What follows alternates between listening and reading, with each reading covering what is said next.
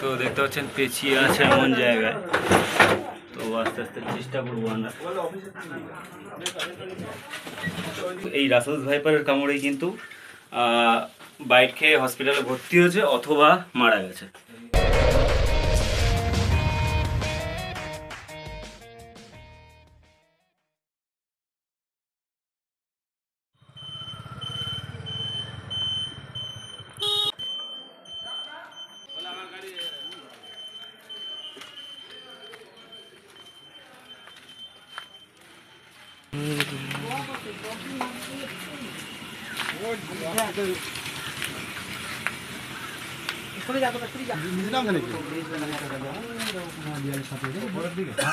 Light আনে একটু অন্ধকার আছে দেখি, আর একটু সাইড দেবা।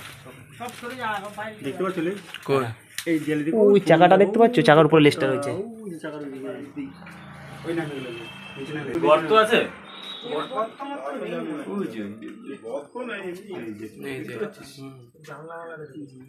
এটা সরাবে না, সরালে তো মুশকিল। হ্যাঁ হ্যাঁ, এটা অন্তত সরাতে হবে। বাইরে বাইরে যাই, আমরা বাইরে চলে যাই। ওই কোনায় আছে,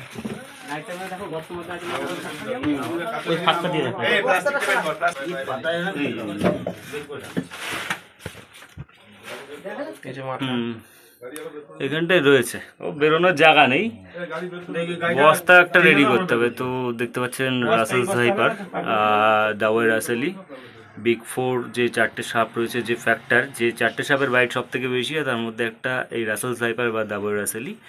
ভেনম রয়েছে হাইলি হেমোটক্সিক ভেনম, যেটা রক্তের উপর সরাসরি কাজ করে, রক্তকে সম্পূর্ণ নষ্ট করে দেয়। কামড়ানোর পর ডায়ালাইসিস দরকার হয়, আর এদের কামড়ে কিন্তু জ্বলুনি বাড়তেই থাকে, আর রক্ত চুইয়ে চুইয়ে পড়ে জায়গা দিয়ে। আর যে লক্ষণগুলো দেখা যায় সেগুলো মূত্রের সঙ্গে রক্ত আসে, মাড়ি দিয়ে রক্ত পড়া, অনেক সময় অনেকে দেখা গেছে নাক দিয়ে রক্ত বেরোচ্ছে, এই লক্ষণগুলো কিন্তু দেখা যায়। আর কামড়ের অনেকক্ষণ পরেও চন্দ্রবোড়ার লক্ষণ দেখা যায়, সাথে সাথে কিন্তু দেখা যায় না সব সময়। আর সব থেকে বড় বিষদাঁতালো সাপ আমাদের এশিয়া যে সাপগুলো পাওয়া যায়, আর পৃথিবীর সব থেকে বড় বিষদাঁত দ্বিতীয় নাম্বারে রয়েছে বড় বিষদাঁত আলা সাপ এটা। তো এটাকে বের করার চেষ্টা করবো। ইট ভাটার মধ্যে এই ঘরে গাড়ি রয়েছে, তার মধ্যে রয়েছে, বের করার এবার চেষ্টা করবো এখান থেকে। দেখতে পাচ্ছেন যে দাগগুলো রয়েছে, এটাই কিন্তু চন্দ্রবোড়া। আর এই সাপটাকেই অনেকে পাইথনের বাচ্চা ভেবে কিন্তু ধরতে গিয়ে কিন্তু মারা গেছে, এই সমস্যাটা এটা হয়ে থাকে। তো ব্যাগিংটা আমি বাইরে রেডি করবো আগে।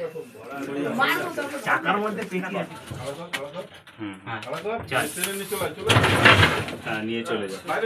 খুব দ্রুত কামড়ানোর সক্ষমতা থাকার জন্যই কিন্তু এই সাপটার আরেকটা নাম রয়েছে কিন্তু কিলিং মেশিন। এখান থেকে ভিডিও করবো। তো দেখতে পাচ্ছেন পেঁচিয়ে আছে এমন জায়গায়, তো আস্তে আস্তে চেষ্টা করবো আমরা।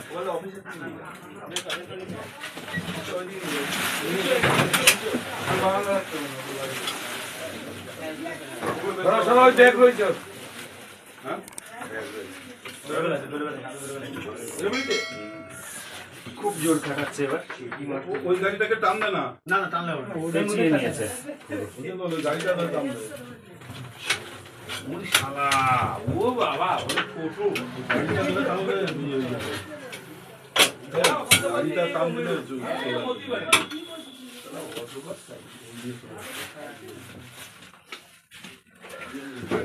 গাড়িটাকে টানবো।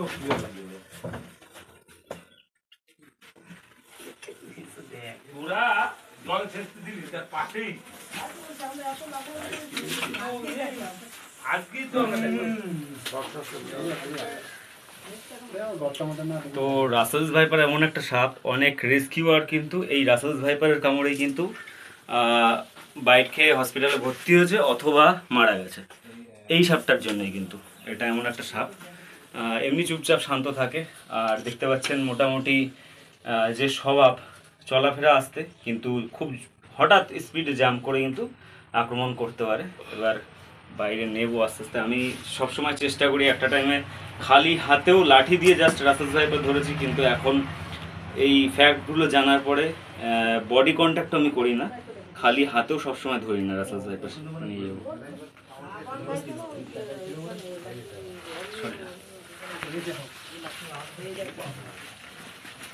তো দেখতে পাচ্ছেন এই বিচের গাদা আছে, চলে যাবে কিন্তু বিচের গাদা আছে কিন্তু না তো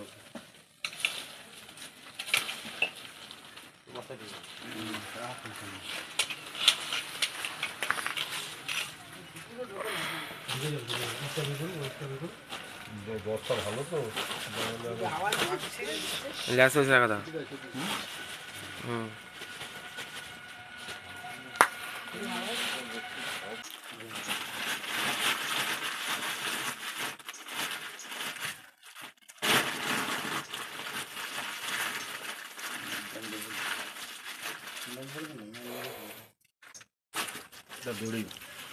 এই দড়ি দড়ি দড়ি এই যে বস্তায় যখন ব্যাগ প্যাকিং করা হচ্ছে তো তখনও হাত দূরে রাখতে হয়, কারণ অনেক সময় দেখা যাচ্ছে ব্যাগিং করার সময় ভেতর থেকে আন্দাজেই কামড় মারে, কোনো লক্ষ্য ছাড়াই রাস্তা বাইট করার চেষ্টা করে।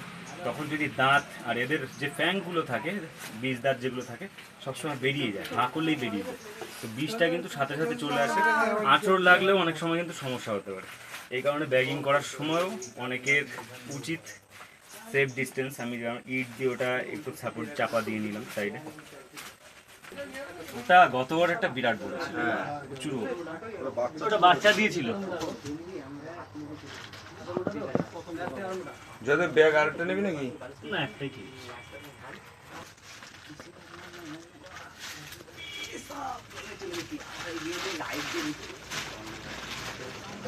তো এটা যে লোকেশন থেকে রেস্কিউ করা হলো, রাসেলস ভাইপার বিগ ফোর যে চারটে সাপের বাইট সব থেকে বেশি হয় বলে থাকি। রাসেলস ভাইপার বাইট কিন্তু র্যাঙ্কিংয়ে মোটামুটি দ্বিতীয়তে আছে, আর এটাকে কিলিং মেশিন বলা হয়, যেহেতু খুব ফাস্ট অ্যাটাক করতে পারে। এটার শ্রীশনগর যে জায়গা ইটভাটা দেখতে পাচ্ছেন, নদিয়া জেলা রানাঘাট ব্লক, এই লোকেশন থেকে রেস্কিউ করা হলো। যেহেতু এখানে লেবাররা মোটামুটি কাজ করে, ইটভাটার যারা লেবার শ্রমিক যারা আছেন তারা এই ভেতরে সবসময় এই যে গাড়ি যেগুলো রয়েছে এগুলো নিতে আসে, তো সেই কারণে রেস্কিউ করা হলো। আবার নির্দিষ্ট জায়গায় ছেড়ে দেওয়া হবে, কারণ এইসব ওয়াইল্ড লাইফ অ্যাক্ট দ্বারা প্রোটেক্টেড। তো সেই কারণেই সাপ ধরে আটকে রাখা বা বিক্রি করা, বিষ বের করা, এগুলো ইললিগাল। কোনো সিভিল কোনো মানুষই এগুলো করতে পারে না। এই কারণে আমরা জাস্ট এগুলো রক্ষার জন্য আমরা রেস্কিউ করলাম, আবার নির্দিষ্ট জায়গায় ছেড়ে দেবো। তো আমাদের কাজ, ইনফরমেশান যদি ভালো লাগে লাইক শেয়ার কমেন্ট করে সাপোর্ট করবেন, ভালো লাগলে চ্যানেল সাবস্ক্রাইব করে রাখবেন।